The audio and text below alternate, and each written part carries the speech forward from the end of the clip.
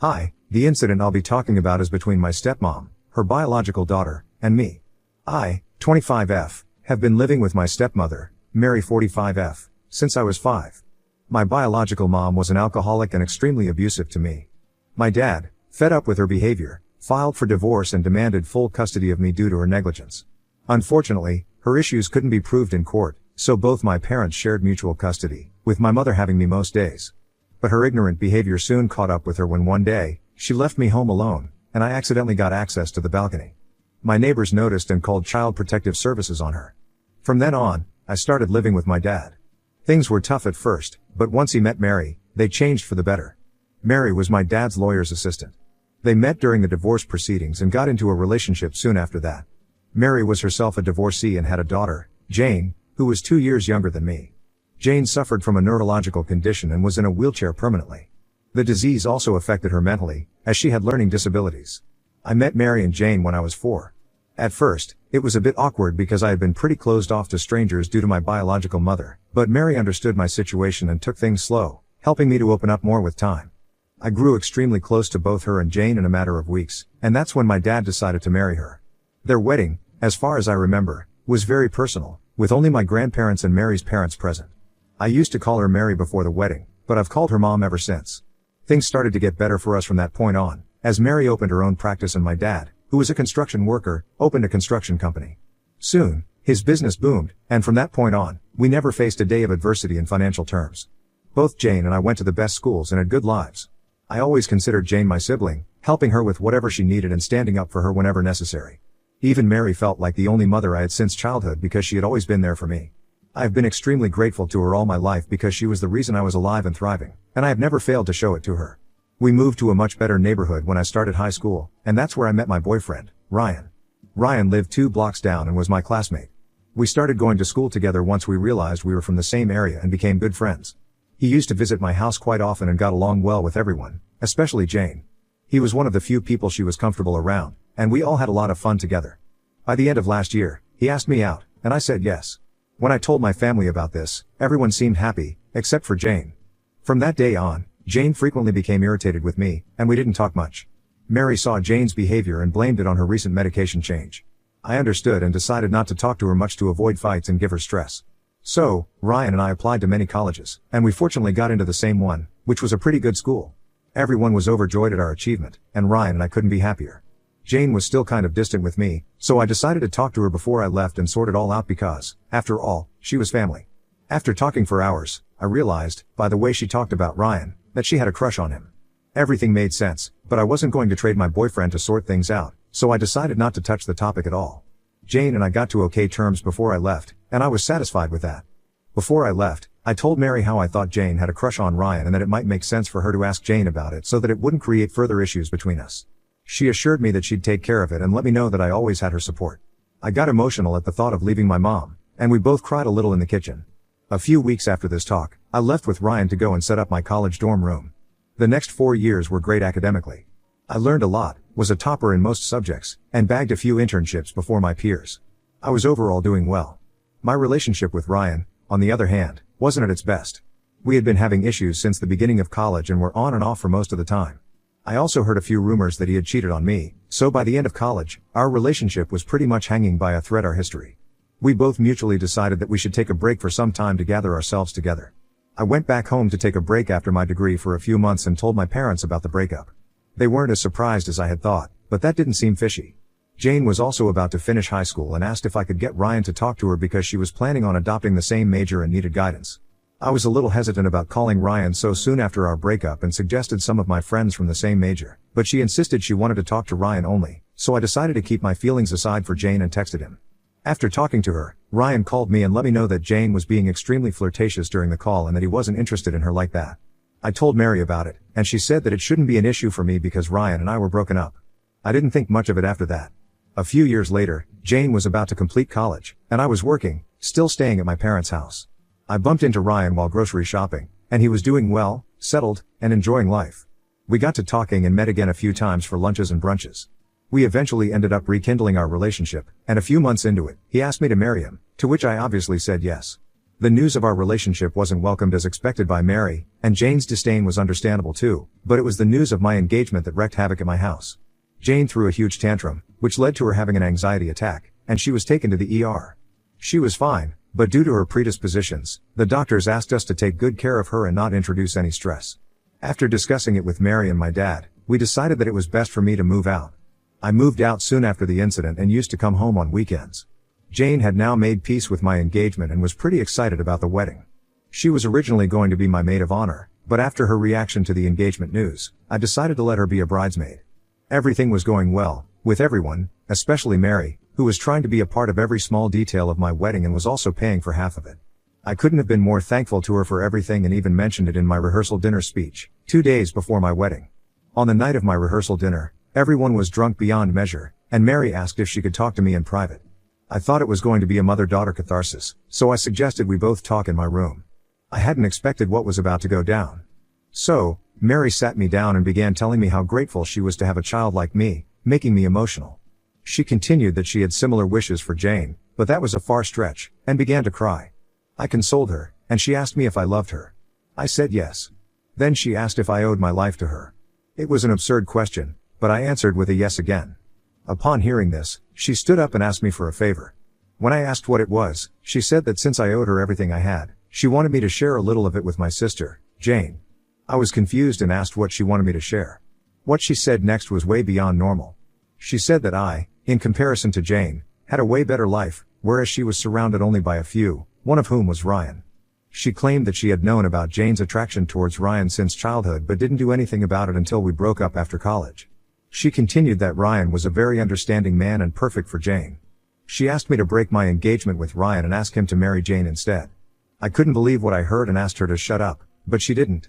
She said that this was the only way I could pay my dues to her, as she had accepted me as her own blood and taken care of me like her own child. She said she wished for Jane to have a relationship for the future too, and Ryan was the one guy she was sure wouldn't break her girl's heart. She knew Ryan wasn't interested in Jane like that, which was why she wanted me to convince him. I couldn't process what was happening and in a fit of rage, kicked her out of my room, with her yelling that I should consider it, and she'd be indebted to me for life if I did this one thing for her daughter. Her yelling attracted some attention, and my dad came, asking me what was up. I didn't answer and just locked him and Mary out. I cried in my room and didn't realize when I had fallen asleep. The next day, I woke up late and was asked by my dad to visit him in his room. Mary was there, with swollen eyes from crying.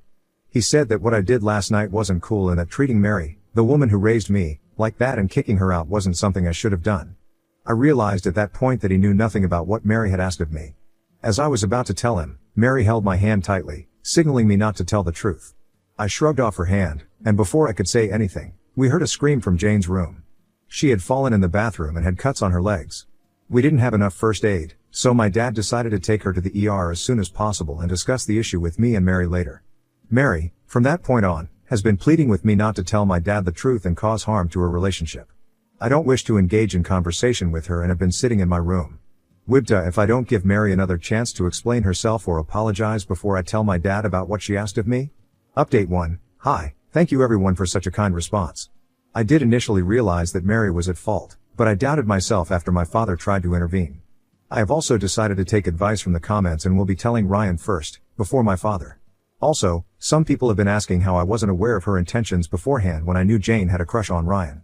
The thing is, everyone, including Ryan, thought it was an innocent crush and nothing more. There wasn't a time when Ryan had reciprocated Jane's feelings through actions or words. But I think I should have been more careful with the cues because one thing that I now think of as weird is that during my dress shopping, Mary also decided to get Jane a wedding dress, to fulfill her wish of seeing both her daughters in wedding dresses, as it might have been difficult for Jane to find a husband due to her condition and people's unwarranted prejudices. Regarding Jane, she was fine with some cuts on her legs that were taken care of well. She had no idea about what Mary had asked of me, and honestly, I didn't know how she would react once she got to know. Anyway, when I went to see Jane after she was back, I saw Mary standing in the corner, her face turning pale. As soon as I called my dad, I had to ask for car keys to visit Ryan. Mary fainted on the spot, thinking I might rat her out. I helped her to the bed, and Dad decided to stay beside her, silently blaming her condition on me. I didn't have time to explain anything to him and immediately left after taking the keys to the car. I am writing this part after I have met Ryan, so I went and asked Ryan to meet me in my car to avoid unwanted attention. He realized from my voice that it was serious and came down rushing. I told him everything that had happened last night and made him aware of the fact that maybe Jane's little crush wasn't so little after all. He was more shocked than I was because he had respected Mary a lot for being an excellent woman and such a caring mother to me. He said that such a big revelation would lead to a lot of unpacking, so the best option would be to stall the wedding for a few weeks. He made it very clear that no matter what happens, he has my back and is willing to elope if that's what it takes to be with me. He wanted to be there while I told my dad about this, but I asked him not to, as it was a family matter first. He agreed and asked me to call him immediately after I was done telling, and meanwhile, he would announce to his side of the guests that the wedding was going to be postponed due to some personal issues. As happy as I was to have someone like Ryan around me, I was still scared because this whole scenario could lead to sour relationships with my dad, who had always been there for me since day one. I had already lost a mother yesterday and was not up for losing a dad as well. Update 2. So, a lot went down after the last update. I gathered all the courage I could and went back to tell my father about it. Mary opened the door and let me in, but she didn't look as stressed as before. I entered the room and saw my dad sitting on the bed with Jane lying down. He looked angry and asked me to take a seat. He told me that he knew what had gone down last night and was extremely disappointed in me. I asked him what he was talking about, and he told me that Mary had told him how I berated her last night, saying that she wasn't my real mother and that Jane wasn't family, so I didn't wish to have them at the wedding. According to my dad, when Mary tried to calm me down, I told her that I didn't want her disabled daughter spoiling my wedding pictures. I couldn't believe how cunning Mary was. I tried to tell my dad the truth about her, which he was duly shocked by, but he said that this was a case of my words against Mary's words, and there was no way for him to believe either version as the truth, so maybe we should sort it out for now. Jane was constantly saying how her mom's side of the story was correct, and now I was sure that Mary had told her daughter the truth and asked her to play along. I very clearly told my dad that the wedding had been postponed because I didn't care who he thought was telling the truth, but it was absolutely unacceptable to me to have someone who had tried to emotionally manipulate me into giving up the love of my life. Mary intervened and quickly said that she wanted to apologize if she had done anything wrong while raising me and wished for our relationship to get a second chance by being a part of my wedding. My dad was also insisting that I move on and let the wedding happen smoothly because a lot of money had been spent, but I decided not to pay heed to their requests and moved out that very day. I left to stay at Ryan's house, and it has been 2 days since then. I didn't really have the energy to deal with anything, so I turned my social media accounts off. I haven't been contacted by my dad and Mary so far, but I've been getting calls from some relatives, which I didn't answer, assuming they must be regarding the cancellation of the wedding. Things are pretty stressful right now, and I hope I find a way to sort things out soon. Update 3. This update comes a week after the last one when the wedding was postponed, and I left my parents' house. So, a week after the constant calls, I got to hear from Ryan, who was friends with my dad on Facebook, that he had put up a post about me on his wall. Apparently, after our relatives had tried to find out the reason for the wedding cancellation from me and got no answers, they decided to bug my dad and Mary about it. They had tried to contact me to at least make a public announcement as a family, but after they couldn't get in touch with me, he made that post. He mentioned in that post how he, Mary, and Jane were begging me not to ruin their reputation over petty family issues and respond to them because talking was the only way out of this. This post did more damage to the already messed up situation with our relatives, and all his friends on Facebook were now speculating about the problem and spreading rumors. The worst one I heard was that I had stolen money for the wedding and then cheated on Ryan. Ryan was getting stressed about all this, and I talked to him, thinking that he might get cold feet, but to my surprise, he again assured me that he was going to marry me irrespective of whatever came our way. I still hadn't responded to the post and was going to talk to my parents, a day after the post, to at least be rational before the big confrontation, but things took a different route. That same evening, I got a call from my grandma, my biological mom's mother. I hadn't mentioned her before because she wasn't relevant to the incident, but she has been an important part of my life. She has always protected me and saved me from my mother and had even helped my dad financially. She usually didn't involve herself in our matters, but her intervening in this incident meant something big had happened. Apparently, she had gotten wind of everything and directly confronted my father about it. He told her what he believed was true, Mary's version. Grandma trusted me and felt something was fishy, so she decided to talk to me about it next. She told me she knew how much I loved Mary and Jane, and there was no way I would have considered them not my family. I got emotional at the possibility of someone from my family finally believing my side and told my grandma everything. She said she couldn't believe how vile Mary was and how I was saved from her ill intentions due to her being under the influence. I told her how I feared losing my dad, and she asked me to talk to my parents first while she tried to find a solution. The next day, I decided to go back to my house and talk to my parents. I was blamed over and again for making a spectacle of our family. I was honestly done with them within just a few minutes and asked if I could have a moment alone with Mary. We went to the other room, and I asked why she was doing this to me when all my life, I had loved her. She said that whatever she had said was something she had been feeling and never wished to burden it on me. She asked me to forget about it all as a mistake and move on from it. I said that her losing control and asking so much of me wasn't acceptable at any cost, and I was going to stand by the truth no matter what, which led to her warning me of the consequences. Hearing this, I went outside and asked my dad one last time if he would even be willing to believe my version of what Mary had asked of me. He said what I was blaming Mary for was very serious, and it wasn't possible for him to believe something so vile about the woman he had loved for so many years. He couldn't believe his own blood, but anyway, I had gotten my answer, and I stormed out of their house. The next thing I hear is that they have been telling people that I have abandoned them, so they were going no contact with me as well. I knew my grandma must be up to something, so Ryan and I will be visiting her in her country home this weekend. Update 4, I'll start this update with some good news. Once Ryan and I reached my grandma's beautiful house, she suggested that since my parents had created such a messy situation, we should consider eloping and getting married in her backyard instead. Ryan thought of it as a good idea and called his folks to ask for permission. They were very happy about us getting married, so the next day, my grandma called her local priest, and Ryan and I were married. He announced the news to everyone via his Facebook. The post did get a few comments, but we decided to check them out once we were back home. My dad and Mary had also seen the post and recognized the background, so they began bombarding my grandma's phone with calls and texts. My grandma replied back to my parents, who were acting so desperately, and reminded them that they were the ones who had gone badmouthing me, so they shouldn't be surprised by this now, and ended the conversation. After the event, I told my grandma what happened at my parents' house and asked if she had planned to do anything. She asked me what I wanted, and I told her very clearly that after Mary's so-called threat, I wished to expose her in front of my dad, assuming Jane already knew what her mother was up to. My grandma then revealed the plan to me. She said she had this huge chunk of alimony money from her divorce back in the day, and she would spread the news saying that she was going to give all that money to me to start a fresh life after my parents had abandoned me. According to her judgment, she was sure that my dad and Mary would both want a share of the money, and she'd pretend to give it to them if Mary confessed, saying that she had evidence otherwise because I had accidentally called her that night. I was married to the man I loved and had a family with my grandma, so I had nothing to lose and decided to give this a shot. The next day, my grandma called my dad and let him know that she was going to give me her money because they had cut contact with me. Just as she expected, they were shocked and wanted to talk in person, so my dad, Mary, and Jane were at my grandma's house the next evening. They congratulated me and Ryan, but nothing much happened after that. My grandma had decided to have a talk with them the next day. As everyone was done with dinner, Mary asked if we could talk privately. She began talking about how my life was finally at peace with me getting married without the drama and with all this new money. I asked her what her purpose for the private conversation was because I didn't wish to engage with her unnecessarily. She said that whatever she had done that night was extremely inappropriate. I asked her to say what she did because I wanted her to feel ashamed of herself after spoiling my dynamic with my father and maybe Jane. She apologized very clearly for asking me to leave Ryan and convince him to marry Jane instead. She continued, saying it was all her motherly instinct, and that is, yet again, the reason we were having this talk. I expected her to say something along the lines of how I was her daughter too and how she felt remorse and wanted to make amends by telling the truth. To the contrary, she told me that the kind of money I had now could help Jane settle and get a better future. I didn't cut her off and let her continue. She kept trying to convince me to give half the money I had to Jane because I could earn more, whereas life was already tougher for Jane, and now, with the love of her life married to me, this was the least I could do for her. I didn't say anything to her and began looking at the kitchen door behind her.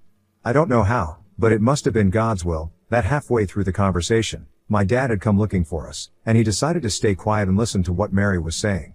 She didn't realize he was right behind her because she was too busy explaining herself to me.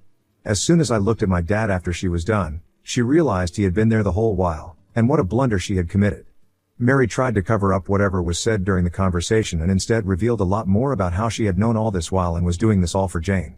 My dad immediately called Jane and asked her if she knew about all this. Looking at the stressful situation, she realized it was best for her to tell the truth. My dad turned towards me and began apologizing for not believing me in the first place and told Mary and Jane to leave the house as soon as they could the next morning because he had a lot to think about. Mary tried pleading, citing Jane's condition, but Dad wasn't willing to hear anything. I asked my dad to go and rest in his room because this was a lot to take in. Ryan escorted Dad, whereas Mary and Jane decided to stay in another room, at least until they left. No one offered them any sympathy, and we could tell Mary had seen it coming. I cried that night thinking about how bad things had gotten and how we were a happy family just a few months ago. Ryan consoled me, saying that he was going to be my real family from now on. The next day, Mary and Jane left, and my dad left 2 days later, after apologizing to me a lot for not trusting me in the first place. I told him that his doubt about me might have hurt our relationship and that we should take it slow from now on. He looked dejected but agreed to give me some space. Ryan and I also left the same day, thanking my grandma for all she had done for me. I asked her to come and stay at my place for a while, and she might visit next summer. Update 5. Since a lot of you have been asking about what happened with my dad and Mary, I'm here writing this update 4 months later. So my dad decided to divorce Mary but still wanted to stay in Jane's life if she wished, which Mary denied. Mary had tried a lot to win him back, but it didn't work. She never apologized to me for everything she had put me through. Her justification was that whatever she had done was for her child, and hence it was okay. I was just happy that I wouldn't have to deal with her anymore.